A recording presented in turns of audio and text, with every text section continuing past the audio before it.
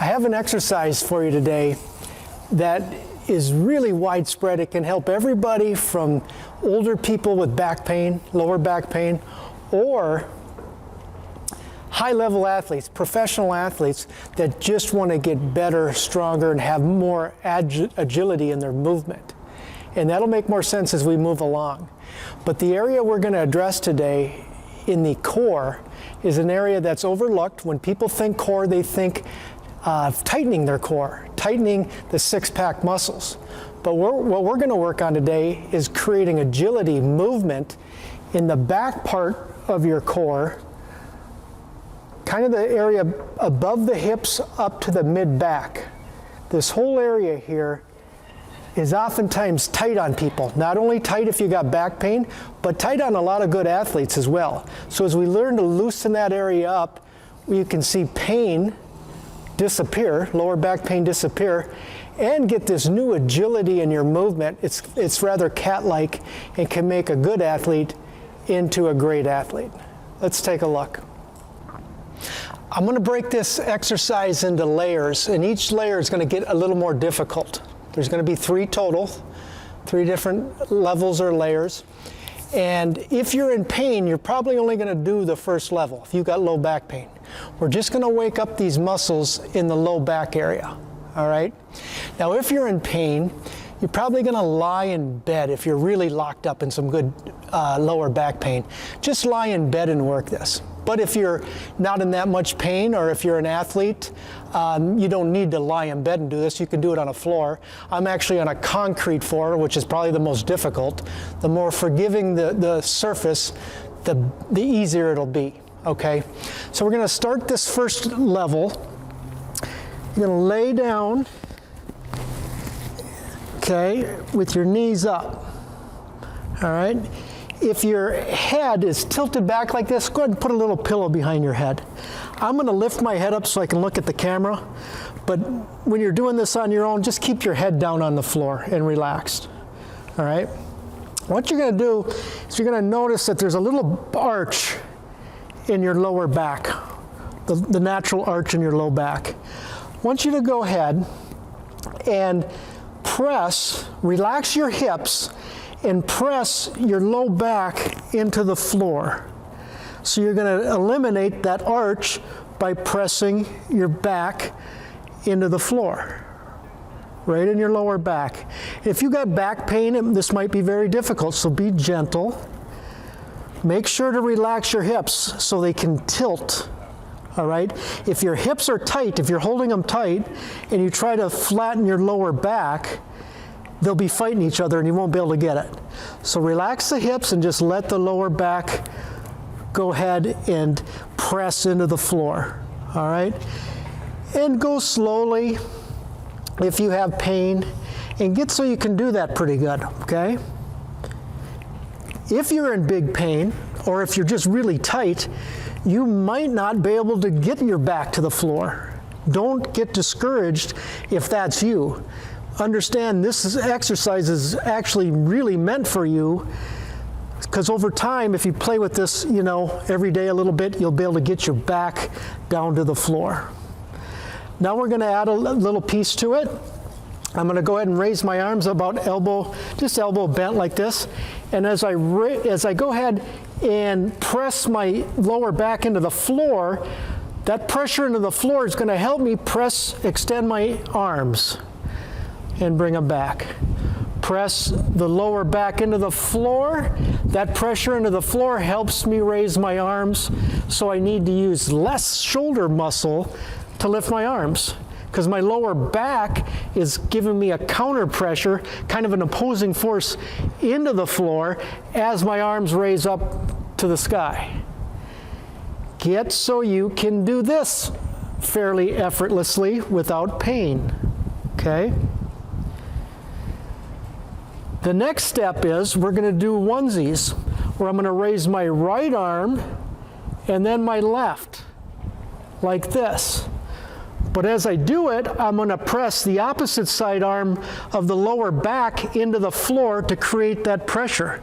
So as I raise my left arm, the right side of my lower back is going to press into the floor. And then as I alternate and press my right arm up, now my left side of my lower back presses into the floor. So I can do this fluid back and forth motion where my arms are churning and the opposite side of my lower back is pressing into the floor to help raise the arms. Make sure your hips are relaxed. Make sure you're not holding breath. If you need to breathe audibly so you know you're not holding breath, go like this.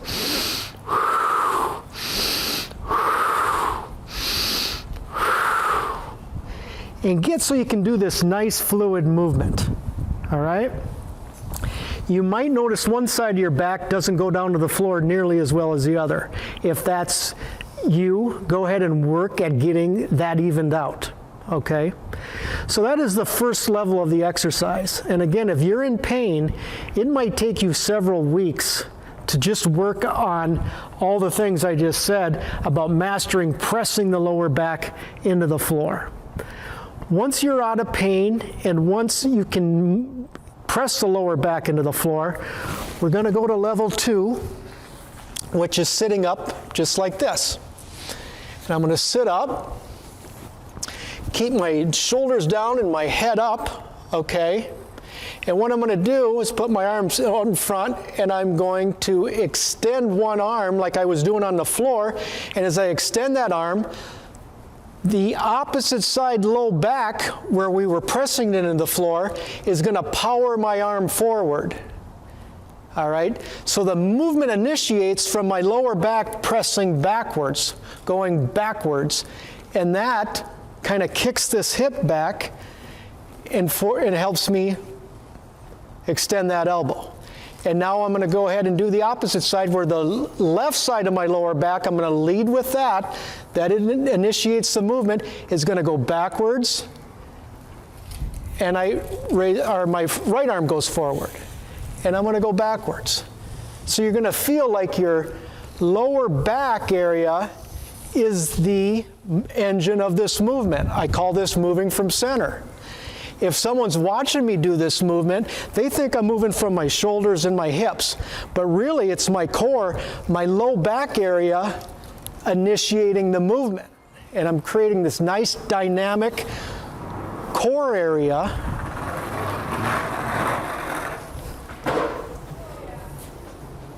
that's nice and relaxed.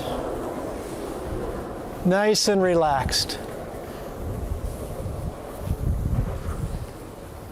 Once you get good at this, where it feels like you're kind of just swimming in air and there's no effort, you're going to notice your hips start to really loosen up. That's because you're not using your hip flexors, your hip area, to move your hips. It's coming from your core. My shoulders, my arms are going back and forth, but they're just going for a ride because all the strength is coming from my core. It's not my shoulders churning. It's all coming from my lower back pressing outwards. Okay? So that's the second level. Once you're competent at that, now the third and more difficult level is I'm going to stop, straighten my legs, keep doing this back and forth, but I'm going to go into a Systema Sit-up where I'm going to go backwards and keep this motion going. My core area is the engine. I'm going to go back as far as I can until I'm going to tense up and I can't hold it anymore, and I just relax and come back up and do it again. Here's a Systema Sit-up, going backwards, straight leg sit-up. There's some tension. I'm not going to fight that. I'm just going to relax, come back up, and start that motion again. I showed the Systema Sit-up a few weeks ago in a prior video. I'm going to link that down below so you can look at the full sit-up. I'm not going to explain it here, but this is a good exercise to complement with the Systema Sit-up. So those are the 3 layers. Again, if you are 3 levels to this exercise. If you're in back pain, really focus on just that first level where you're on your back and up on your knees. Once you can do that, you progress forward. If you're an athlete and you want to create more agility from your core and smooth, athletic, dynamic movement, that Systema Sit-up, when you're going backwards, relaxing your hips and your shoulders, it's a great exercise to create cat-like movement. I'll stop it right there for today. Before I'm done, I want to thank everybody who has joined my course, Fascia Strength and Power. I released it 4 weeks ago, and the turnout has been outstanding. As a gift, I want to give you guys a bonus exercise. One of the benefits of that course, it's a digital course, so I can add free exercises for you ongoing after you purchased it. So go ahead and log on to the course and look for an exercise called the Wheeler Spin. I just added it. And first of all, it's named after a Systema mentor of mine named Martin Wheeler. He taught me this exercise years ago to help loosen up my hips, and kind of an extension of the work we just did, almost a fourth level of the work I did on the floor for you today. And it's very athletic.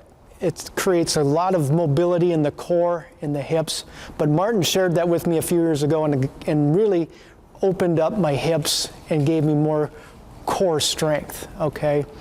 So if you own the course, look for that on the bonus section. If you don't own the course, I'll leave the link below. Would love to have you join the team.